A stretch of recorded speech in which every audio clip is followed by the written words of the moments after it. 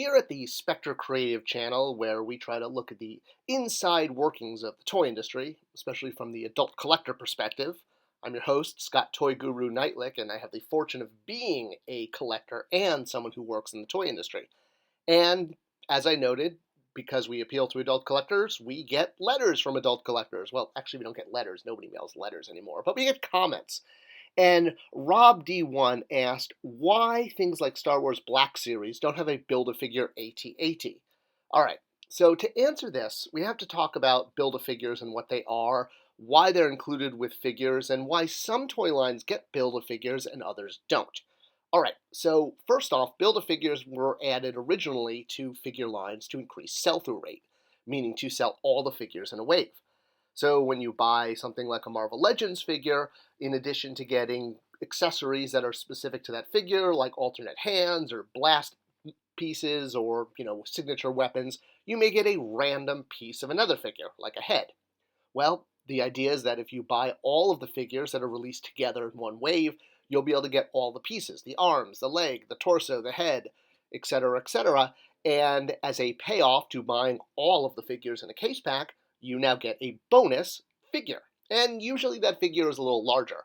Sometimes the figures are huge, or at least, well, they used to be in the Toy Biz, and even Hasbro tried to make, well, they didn't try, they did successfully make an awesome giant Fin Fang Foom figure, but that was actually across a lot of Hulk figures. And it was kind of the last time we got a giant Build-A-Figure. Ever since then, Build-A-Figures have been more or less taller than regular figures, but not huge, the way they were in the Toy Biz days.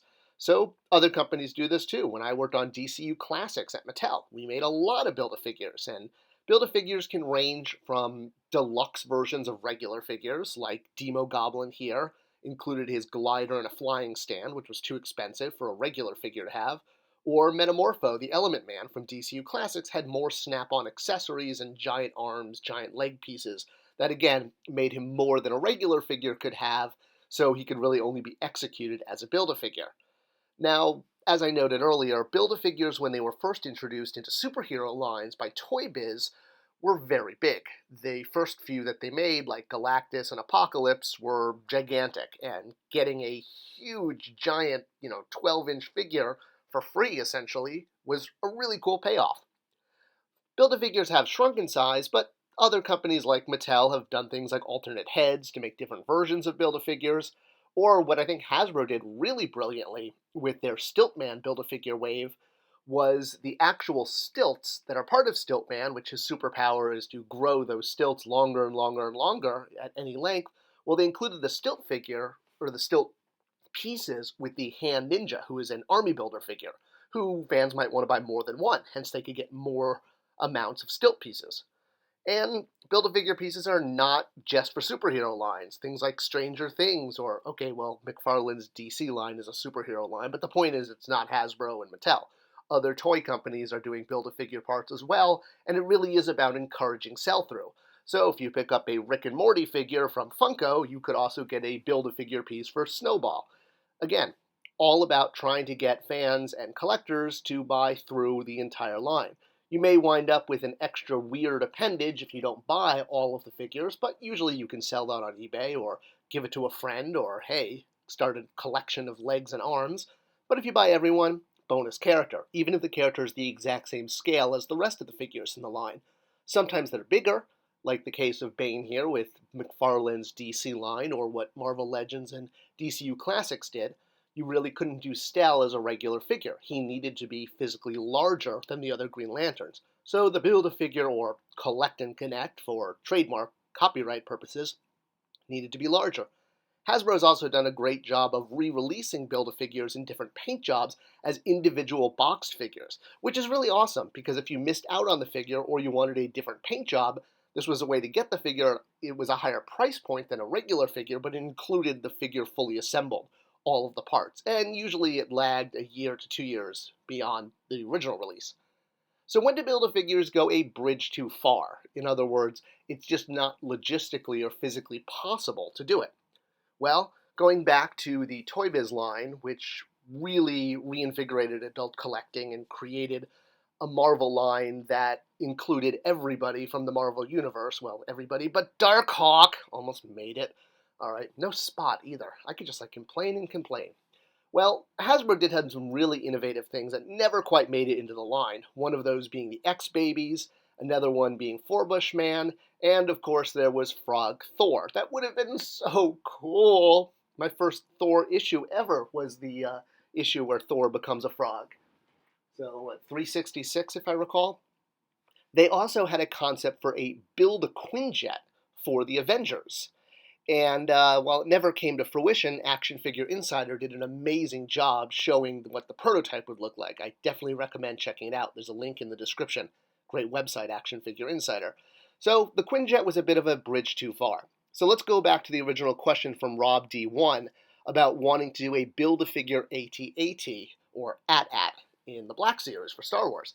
And this comes down to logistics. I know, everyone take a drink. I said the word logistics. But that's the process for making a toy, and there are some restrictions. So a Build-A-Figure is basically like a 3D puzzle, or an action figure puzzle. You have to have all the pieces, and all the pieces have to go together. If you have all of the pieces, you can successfully create your bonus figure. Snap on the arm, snap on the leg, snap on the back piece, the head, boom, now you have Strong Guy. Awesome. You can go on your shelf with the rest of your X-Factor figures. But if you can't find one of the characters that a Build-A-Piece part comes with, can't talk today, well, then you wind up with a figure missing parts and not really shelf-worthy. In fact, will probably tumble over. We had this issue with one of the DCU Classic Collect and Connect figures, again, build a figure under a different trademarkable name, namely Giganta. So Giganta was part of the wave that included Parademons and Gentleman Ghost and Hawkeye, and she is one of the more popular Build-A-Figures, but she's also one of the more expensive ones because, on the aftermarket that is, fans had a hard time putting her together. Namely because certain parts of her, specifically her head, and I guess you could say her little crotch piece, and a mini The Atom figure that also came with her, because, it was fun to put a tiny figure with a big figure. Hey, why not? All in the name of fun. Well, these pieces came with Gentleman Ghost.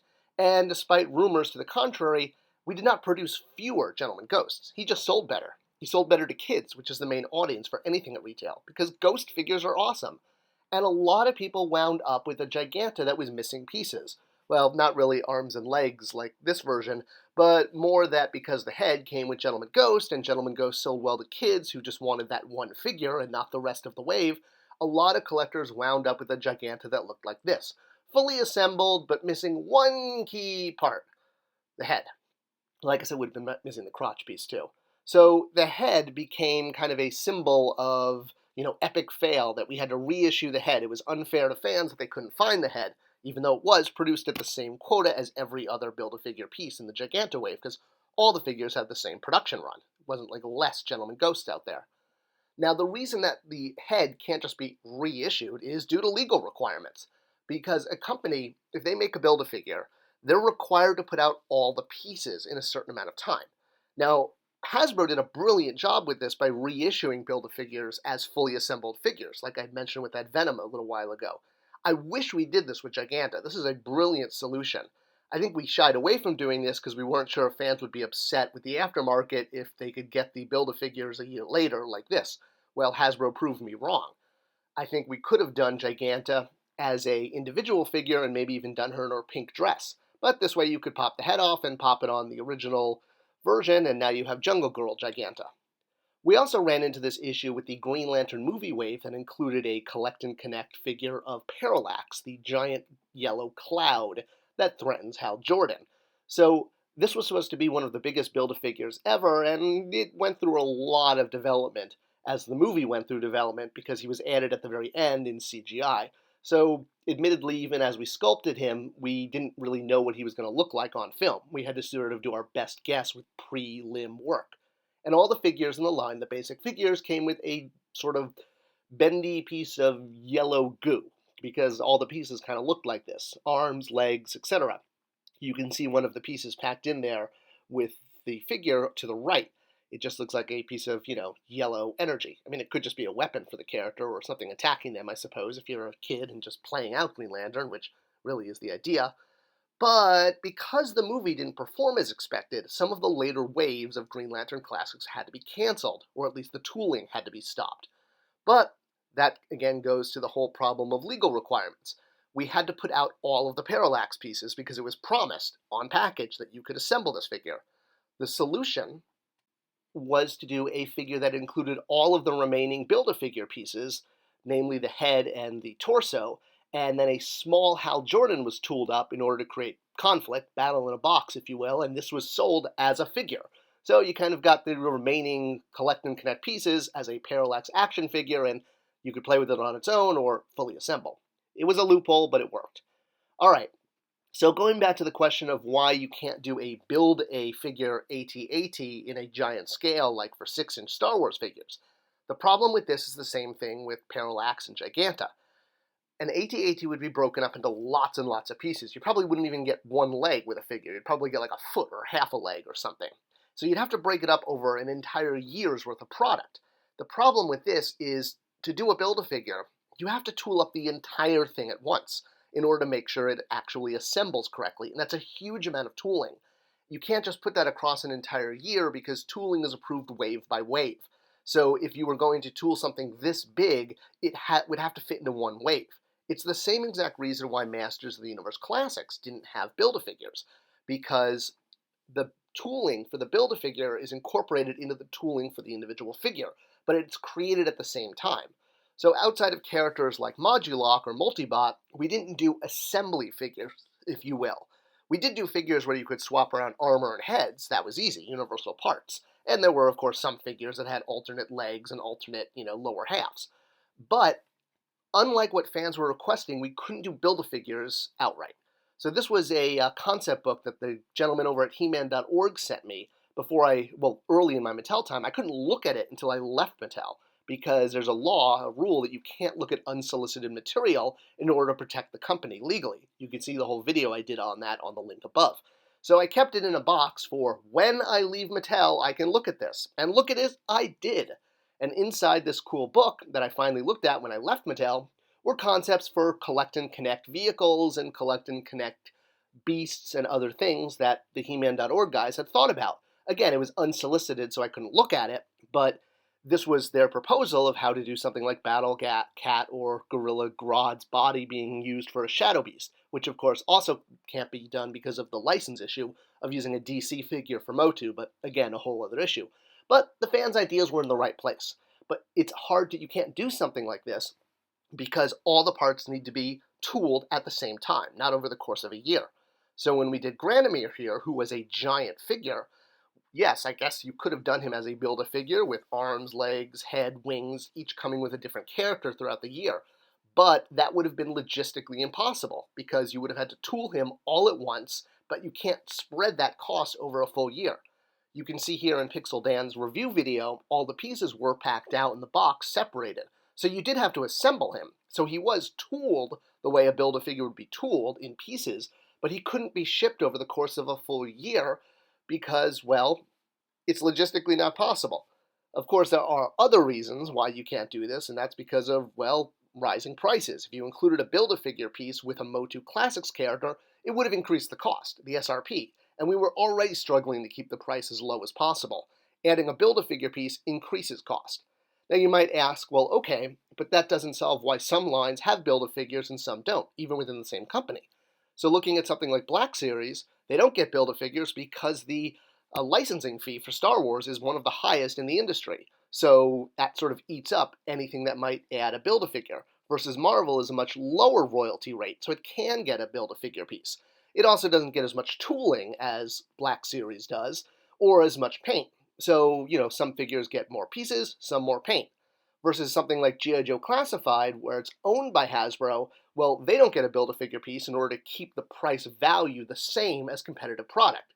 So if it had a Build-A-Figure and all that tooling, it would be looked at by the consumer as more valuable, and the price value would offset all of those 6-inch lines. If you want to see more on this, I actually did a great interview with Bobby Valla, who used to work for Hasbro, and he kind of clears it up as well. You can see a link on the end screen here, so check out that video for more. Alright, well, I hope you enjoyed this. If I missed anything about why certain lines have Build-A-Figures and others don't, let me know in the comments. Heck, this whole video started with a comment.